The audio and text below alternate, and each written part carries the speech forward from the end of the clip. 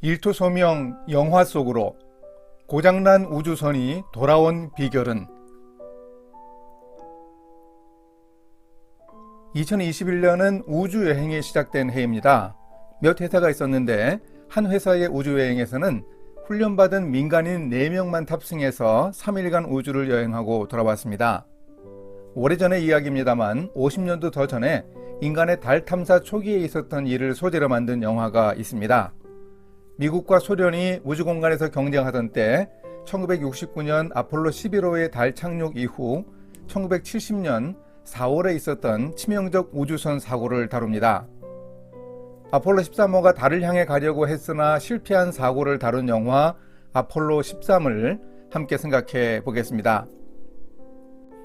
본래 아폴로 13호는 달 표면 탐사를 계획하고 준비 중이던 우주선이었습니다. 그런데 13이라는 숫자가 서양인들의 징크스 아닙니까?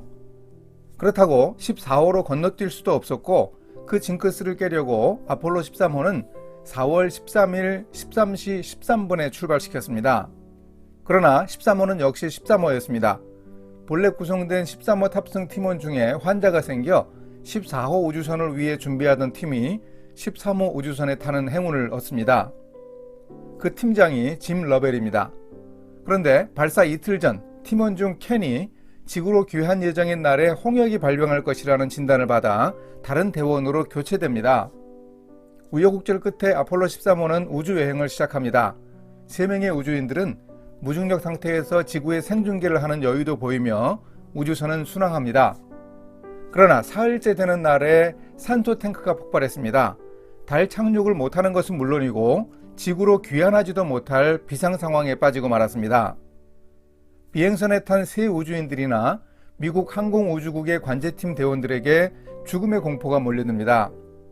이 상황에서 이 사람들이 어려움을 극복해내는 요인들을 영화가 말하는데 그것을 3가지로 정리해 보았습니다.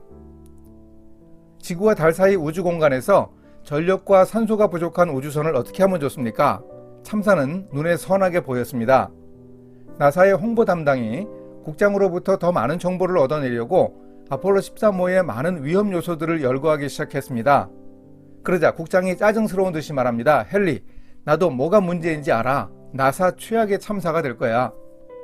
하지만 비관적인 대화를 듣고 있던 관제본부장 진 크란치가 말합니다. 죄송합니다만 지금이 나사 최고의 순간이 될 겁니다. 난 우주에서 대원들을 잃어본 적이 없습니다. 이런 긍정의 정신에 사람들이 반응했습니다. 지구로 돌아오는 작전으로 변경되었을 때 우주선의 짐 러벨 팀장도 말합니다. 휴스턴, 우린 가능하다. 그래서 결국 해냅니다. 대기권 진입 시 불붙은 우주선 캡슐과 교신 두절이 3분을 넘기고는 생활한 적이 없다는 지구귀환 생중계의 앵커 멘트 후 시간이 계속 흘렀습니다. 오디세이, 여기는 휴스턴이다. 내 말 들리나? 사령선, 응답하라. 안타까운 교신 시도가 계속되었습니다. 그러나 응답이 없습니다. 총 4분의 시간이 지난 후 관제 화면에 3개의 낙하산에 매달린 사령선이 바다로 내려오는 장면이 잡힙니다. 짐 러벨의 목소리가 들립니다. 휴스턴 나와라. 여기는 오디세이다. 다시 만나서 반갑다. 감격적인 눈물과 심장을 뒤흔드는 음악, 함께 고생한 관제팀 대원들의 커다란 환호가 울려 퍼집니다. 바다에 떨어진 사령선의 해치가 열리고 대원들은 생애 중 가장 찬란한 햇빛을 받으면서 밖으로 나옵니다. 달에는 가지 못했지만 무사히 귀환하는 데 성공하여 더욱 값진 7일간의 우주여행이 감동을 줍니다. 그들이 긍정적인 사고방식을 가지고 있었기에 가능했습니다. 난 할 수 있어 라고 주문처럼 외우고 허풍을 떨기만 하면 안 되는 것도 다 이루어집니까?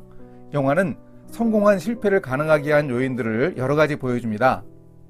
물론 엄청난 예산을 들여 달 탐사를 계획했다가 실패한 상황에서도 탐사 대원들만은 꼭 귀환시키려는 인명중시 사상도 성공의 결과를 낳은 요인이었습니다. 또한 영화는 대원들과 가족들 간의 뜨거운 가족사랑도 절망적인 상황에서 그들이 귀환할 수 있게 한 원동력이라고 묘사합니다. 이 영화에서 유난히 강조하는 점은 전문성을 가진 사람들이 보여주는 멋진 프로페셔널리즘입니다. 한 사례를 보여줍니다. 우주선 안에서 산소가 부족해지자 이산화탄소를 우주선 밖으로 내보내야 했습니다. 나사의 관제팀이 급히 모여 아이디어를 찾습니다. 둥근 통 홈에 끼워 맞추는 네모 모양의 가스 배출 장치를 드디어 만들어내고야 말았습니다. 창의성과 팀워크야말로 멋진 프로페셔널리즘입니다. 한 사람이 해서 안 되는 일도 두 사람이 하면 가능할 수 있습니다. 그래도 안 되면 셋이 하면 됩니다. 홍역이 발병할 것이라고 하여 함께 가지 못한 동료 켄의 우정 또한 결정적인 역할을 했습니다. 켄은 탐사대에서 제외된 후에 시리에 빠져 두문불출했습니다. 그런데 사고를 당한 동료들에 대한 우정을 포기하지 않고 나사로 돌아와 시뮬레이션 공간에서 동료 대원들과 똑같이 호흡하면서 귀환할 수 있는 결정적 상황을 발견해 알려줍니다. 배터리 문제로 비행 모선을 타고는 올 수 없고 달 착륙선인 사령선으로 돌아와야 하는 점을 알려줍니다. 만약 이 사실을 몰랐다면 대원들이 비행 모선을 타고 있다가 지구로 못 돌아왔을 겁니다. 탁월한 전문성과 결부된 우정과 팀워크가 결국 위기를 해소한 원동력이었습니다. 이 영화에서 세 사람의 우주인들이 귀환한 여러 요인을 이야기할 때 전 세계의 모든 사람들이 기도했다고 합니다. 유대인들도 불교도들도 이슬람 교도들도 기독교도들도 모두 우주인들의 귀환을 기도했다고 합니다. 고마운 기도였죠. 그런데 기도를 일반화시키고 세계 사람들에게 감사하는 것이지 기도의 참다운 본질을 이 영화는 잘 보여주지 않습니다. 우주인들이나 나사 관제 요원들이 그들의 능력을 발휘해 최선을 다하면서 할 수 있는 일은 사실 기도밖에 없었습니다. 하나님께 모든 것을 맡길 수밖에 없었습니다. 그들은 기도했습니다. 가족들도 하나님께 간절히 기도했습니다. 그들이 할 일은 다 했고 기도하며 기다릴 수밖에 없었습니다.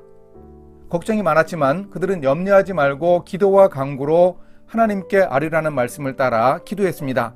하나님의 평강이 그들의 마음과 생각을 지켜주셨습니다. 우주인들을 태운 사령선이 바다에 착수했습니다. 우주인들은 헬기로 구조되어 해군 함정 위에 올라섰습니다. 이때 우주인들이 가장 먼저 했던 일이 뭔지 아십니까? 그들은 해군 군목과 함께 감사의 기도를 하나님께 드렸습니다. 1970년 4월 27일자 타임지는 표지에 우주인들이 기도하는 이 장면 사진을 실었습니다. 우주인들의 귀환에 기도가 어떤 역할을 했는지 영화는 제대로 보여주지 않지만 현실은 알려줍니다.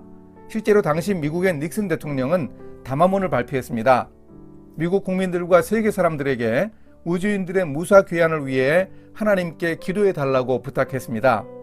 당시 미국의 교회들에서는 종을 울렸고 상원과 하원 의원들도 모여 기도했습니다. 군대에서는 성조기를 반기 개항하고 기도했고 주한미군들도 기도하는 날로 정했습니다. 학교에서는 학생들이 잠시 수업을 중단하고 기도했습니다. 영화 속에서는 이 기도에 대한 강조를 제대로 하지 않습니다. 실제로는 하나님을 믿는 많은 사람들이 간절히 기도했습니다. 이것이 바로 참다운 긍정의 정신입니다. 긍정의 주문을 외우는 것이 아니라 능력의 주이신 예수 그리스도를 의지해야 합니다. 능력 주시는 예수님 안에서 모든 것을 할 수 있다고 믿고 하나님께 기도하며 최선을 다하는 크리스천 긍정의 정신을 아폴로 13호 귀환 사건에서 배워야 하겠습니다. 나는 비록 약하지만 주님의 능력으로 할 수 있다고 믿고 기도하며 자신의 할 일에 최선을 다하는 사람이 크리스천입니다. 내게 능력 주시는 자 안에서 내가 모든 것을 할 수 있느니라 바울의 고백을 이 영화에서 발견할 수 있습니다.